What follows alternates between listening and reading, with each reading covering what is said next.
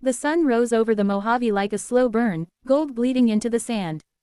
A thin trail of dust followed Mia's bike as she throttled up the ridge, the DesertX rally growling beneath her like a living thing. The engine's hum wasn't noise, it was a heartbeat, steady and strong, echoing through her chest.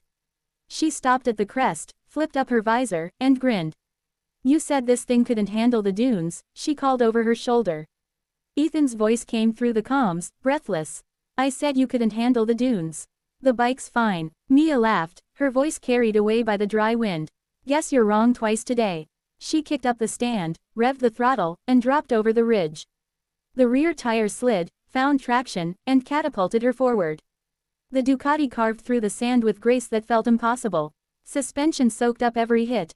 Every movement felt tuned for her body alone. Ethan followed, a plume of dust behind him. His rear tire fishtailed, and for a moment it looked like he'd eat sand.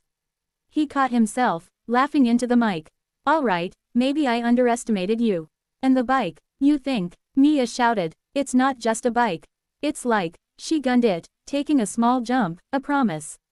They rode for miles, the dunes giving way to rocky trails. The DesertX's engine cooled to a steady rumble as they climbed. Up here, the wind changed. The smell of sage and hot metal filled the air.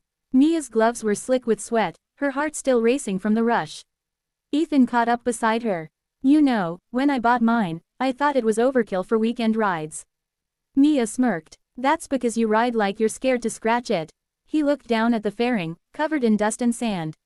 "Not anymore." They pulled over at a lookout point, a sharp drop into a canyon painted in layers of rust and orange.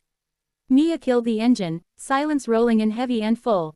"You hear that?" she said. Ethan tilted his head. "What, exactly?" "Nothing. Just us and the world." He nodded, taking off his helmet.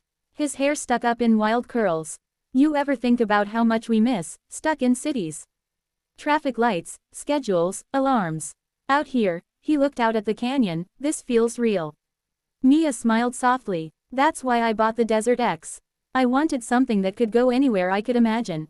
Something that wouldn't quit when the road did." They stood there a while, the heat shimmering in the distance. A hawk cut across the sky.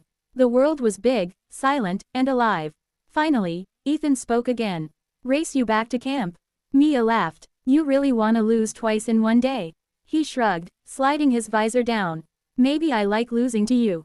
She rolled her eyes, fired up the engine, and shot off the edge of the trail before he could finish his sentence.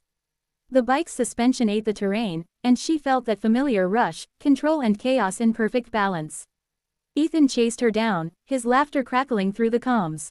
The two of them wove between boulders, jumped dry riverbeds, and tore across stretches of red dust. The DesertX handled it all, nimble, unshakable, powerful without arrogance. By the time they reached the camp, the sun was sinking low. Shadows stretched long across the desert. Mia stopped her bike and pulled off her helmet. Her hair stuck to her forehead, but she was smiling, really smiling.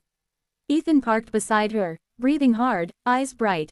"You win again," she shrugged. "Maybe next time. Next time, I'm upgrading my tires. Next time," she said, looking out at the horizon, "let's go farther. Utah. Maybe the Baja Trail." He grinned. "You think the bikes can handle it?" She looked back at her DesertX, dust-caked and humming softly as it cooled. "I don't think," she said. "I know." The sky deepened to purple, stars beginning to show through the heat haze. The bikes stood side by side, two silhouettes against the fading light. The desert breathed around them, vast, quiet, eternal. And somewhere in that silence, the world felt wide open, waiting.